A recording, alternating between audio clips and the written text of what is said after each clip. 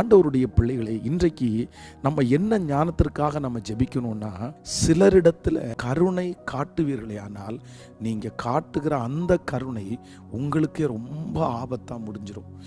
நம்ம ஆண்டவருடைய பிள்ளைகளாச்சே, வேதத்தை சுமக்கிறவங்களாச்சே, நம்ம எப்படி அவங்களுக்கு கருணை காமிக்காம இருக்க முடியும்? ஆண்டவர் ஒரு கன்னத்தில் அரைஞ்சா இன்னொருத்த குடுன்னு சொல்லியிருக்கிறாரே.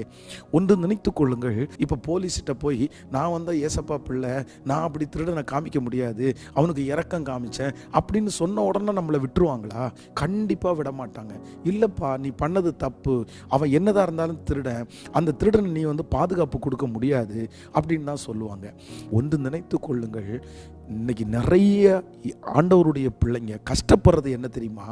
கருணை காட்டக்கூடாதவர்களுக்காக கருணை காட்டுறதுனால. பிசாசுக்கு நம்ம கருணை காட்ட முடியுமா? இவ்வளோ தீமைன்னு தெரிஞ்சு கூட நம்ம கருணை காட்ட முடியுமா?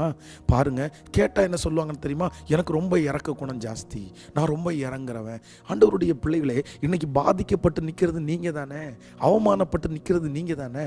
கருணை காமிச்சு அந்த மனுஷன் உங்களுக்கு என்ன பண்ணா? தீமை தானே. சிலருடைய குணத்தை மாற்ற முடியாது, சிலருடைய கேரக்டரை மாற்ற முடியாது, சிலர் அப்படியே தான் இருப்பாங்க. கருணை காண்பிக்கிற நம்ம தான் வெட்கப்பட்டு போய் நிற்போம். அவங்களுக்கு அவ்வளோதான், தூக்கி போட்டு இன்னொரு இடத்துல போயிட்டே இருப்பாங்க. அதனால் ரொம்ப கவனமாக இருங்க. ஒரு நடந்த சம்பவம் என் இருதயத்தை ரொம்ப பாதிச்சிருச்சு.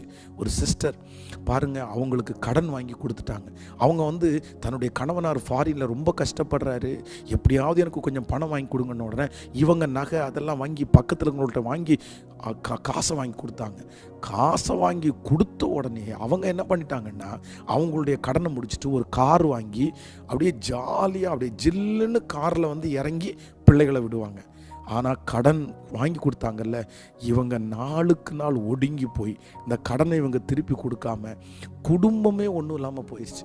ஐயோ, சோகமானது. நீங்கள் அந்த தப்பை பண்ணாதீங்க. எல்லாருக்கும் கருணை காமிக்காதீங்க, தீயவர்களுக்கு கருணை காமிக்காதீங்க. இன்னைக்கு உங்களோட தான் ஏசப்பா பேசுகிறார். மகளே, மகனே, ரொம்ப ஜாக்கிரதை. கருணை காமிக்கிறவங்களுக்கு ஜாக்கிரதையா. ஆமென்.